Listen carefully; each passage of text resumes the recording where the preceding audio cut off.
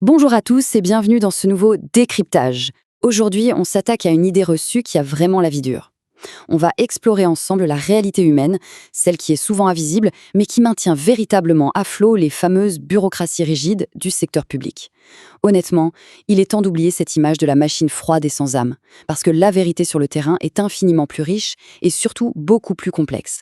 Allez, on plonge directement dans le vif du sujet avec cette question centrale: un agent public peut-il être réduit à une simple exécution d'ordre? C'est vraiment le cliché par excellence, n'est-ce pas? Le bureaucrate robotique qui tamponne des papiers mécaniquement toute la journée. Et pourtant, quand on discute avec les responsables des ressources humaines sur le terrain, eh bien, ils constatent très exactement l'inverse au quotidien. Section numéro 1. Au-delà des fiches de poste, l'illusion de la machine. Pour bien saisir ce concept, imaginons un instant un iceberg gigantesque. Les procédures officielles et les fiches de poste, en fait, ce n'est que la toute petite pointe visible hors de l'eau. Sous la surface, il y a une tension silencieuse qui opère constamment.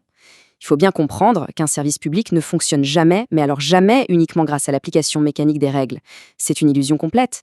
En réalité, les agents adaptent, ils arbitrent, ils interprètent et compensent sans arrêt les petits et grands dysfonctionnements de cette belle mécanique de papier. Ils gèrent les situations imprévues et prennent, chaque jour, une multitude de micro-décisions absolument cruciales pour que le service continue de tourner face aux aléas de la vie réelle. Ce qui nous amène à la section 2, travail prescrit contre travail réel, la dichotomie fondamentale.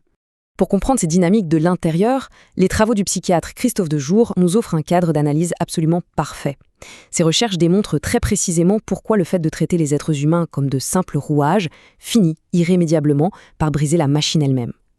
Regardons d'abord ce qu'on appelle le travail prescrit. C'est la fameuse pointe de notre iceberg. C'est la théorie parfaite. En gros, c'est ce que la direction et les règlements attendent officiellement de l'agent. On y trouve le cadre, les protocoles stricts et des objectifs bien nets sur le papier. Alors oui, c'est un cadre nécessaire, bien sûr, mais soyons réalistes, la perfection théorique résiste très rarement au choc du terrain.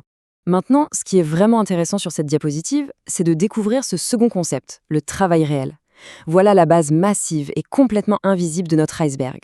C'est très concrètement ce que l'agent doit inventer, bricoler et déployer pour atteindre les objectifs quand, soudainement, les procédures se heurtent au mur des urgences, aux contraintes matérielles ou même, avouons-le, aux contradictions parfois absurdes de l'organisation. C'est de l'adaptation humaine à l'état pur et c'est ce qui sauve le système tous les jours. Du coup, on se retrouve avec un écart permanent de tous les instants entre ces deux mondes. D'un côté, on a l'application stricte et très théorique des règles, et de l'autre, la vraie vie, l'interprétation, l'intelligence pratique et un engagement subjectif très fort de la part des professionnels. L'analyse est d'ailleurs catégorique sur ce point. Aucune, je dis bien aucune, activité humaine ne peut fonctionner en se contentant d'appliquer strictement les consignes. C'est tout simplement impossible. Pour bien ancrer cette théorie dans notre réalité, prenons 3 exemples hyper concrets issus du quotidien de la fonction publique. Prenez l'agent d'accueil. Il ne se contente pas de réciter un script comme un robot. En réalité, il gère des usagers qui sont souvent en grande détresse émotionnelle. Il écoute, il apaise. Ensuite, l'encadrant. Son rôle, ce n'est pas juste de fixer bêtement des tableaux de bord. Il passe son temps à arbitrer des conflits humains très complexes et à raturer ses équipes. Et l'agent technique, lui, il doit sans cesse adapter son intervention aux contraintes de sécurité ou aux caprices de la météo. Bref, c'est cette formidable intelligence de situation qui fait tourner la boutique bien au-delà de la paperasse. On passe à la section 3, les limites de l'obéissance et les frontières hiérarchiques. Face à ce besoin permanent d'adaptation dont on vient de parler, on se pose logiquement la question du cadre légal. Le principe d'obéissance hiérarchique, c'est le socle du service public, on est d'accord? Mais attention, l'obéissance n'a jamais été aveugle, le droit public a même prévu 2 exceptions cumulatives majeures. C'est fascinant de se dire qu'un agent est non seulement autorisé, mais littéralement tenu par la loi de désobéir si l'ordre donné remplit ces 2 conditions. 1, il est manifestement illégal, et 2, il est de nature à compromettre gravement un intérêt public.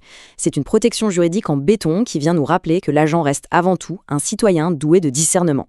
Et au-delà de la loi stricte, il y a la réalité managériale du quotidien. On ne peut pas, par exemple, détourner durablement un agent de ses compétences de base sans l'accompagner correctement.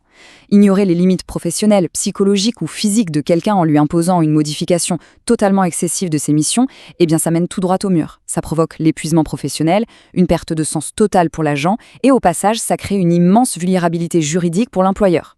Section 4. Le piège de la standardisation et le terrible danger du tableau de bord. Aujourd'hui, avec la numérisation à outrance et cette quête parfois complètement obsessionnelle de la performance chiffrée, cette citation de Christophe Dejour prend une ampleur folle. La compétence réelle dépasse toujours, les diplômes ou la simple fiche de poste. C'est une myriade de petits savoir-faire invisibles, forgés par l'expérience brute sur le terrain. Les agents savent anticiper une crise, ils comprennent instinct les équilibres informels au sein de leurs équipes. Et ce sont exactement ces efforts cachés qui empêchent la grosse machine bureaucratique de se gripper pour de bon. Et ça illustre brillamment ce qui se passe quand on oublie l'humain. Pensez, ne serait-ce qu'une seconde, qu'on peut piloter un service public uniquement par des algorithmes, de l'intelligence artificielle ou des tableaux Excel, c'est une vaste blague. Regardez bien ces chiffres. La qualité et le vrai succès d'une administration reposent massivement sur l'intelligence de situation et l'adaptation humaine face aux imprévus, à hauteur de 85%, reléguant les simples procédures standardisées au second plan. Le paradoxe dans tout ça, il est quand même assez cruel. Plus une organisation s'acharne à vouloir standardiser totalement le travail, plus elle détruit, à petit feu, la capacité d'adaptation de ses propres équipes. En retirant aux agents leur marge d'initiative et d'autonomie, on provoque un vrai retrait psychologique. Un climat de méfiance s'installe, les gens se désengagent tout simplement, et l'organisation perd alors la seule chose qui lui permettait d'être résiliente et de surmonter les crises pour servir le public. On arrive à la dernière partie, section 5, le rôle stratégique des RH pour réconcilier les cadres et la réalité. Alors face à tout ça, il faut trouver des solutions pérennes. Et c'est là que les directions des ressources humaines doivent vraiment prendre les devants. Concrètement, ça veut dire quoi? Déjà, les fiches de poste ne doivent plus être des prisons de mots. Elles doivent offrir une vraie marge d'adaptation. Ensuite, l'encadrement doit être impérativement formé à écouter et à analyser ce qui se trame réellement sur le terrain. Il est aussi absolument vital de surveiller l'usure et les risques psychosociaux qui découlent de tous ces efforts d'adaptation qui restent invisibles et non récompensés. Et pour finir, oui, la polyvalence c'est génial pour une organisation, mais elle ne doit jamais se transformer en une dilution absurde des métiers et du savoir-faire. Donc le point crucial à retenir de toute cette analyse, ça tient en un seul objectif fondamental. On doit réussir à réconcilier la performance globale du service public avec la qualité de vie au travail et la formidable intelligence humaine qui compose l'organisation. Les administrations de demain, celles qui vont vraiment réussir à tirer leur épingle du jeu, ce seront celles qui auront tout misé sur la confiance, l'autonomie professionnelle et le dialogue permanent, plutôt que sur des ordres purement descendants, totalement déconnectés des vraies galères vécues sur le terrain. Ce qui nous amène à cette réflexion finale assez provocatrice. Si l'intégralité de ce système hyper complexe tient debout précisément grâce à l'intelligence de situation, aux petits arbitrages de tous les jours et à tout ce qui n'est par définition pas écrit dans les manuels, alors comment faire pour évaluer à sa juste valeur ce travail humain? Parce que derrière chaque petit règlement, chaque ligne dans l'organigramme, on trouve toujours des professionnels avec une capacité d'adaptation incroyable qui rendent le service public possible dans la vraie vie. C'est une vraie question de fond sur laquelle on devrait tous méditer pour repenser le monde du travail de demain. Merci infiniment d'avoir suivi ce décryptage avec attention et on se retrouve très vite pour continuer à creuser et comprendre ces sujets ensemble. À bientôt!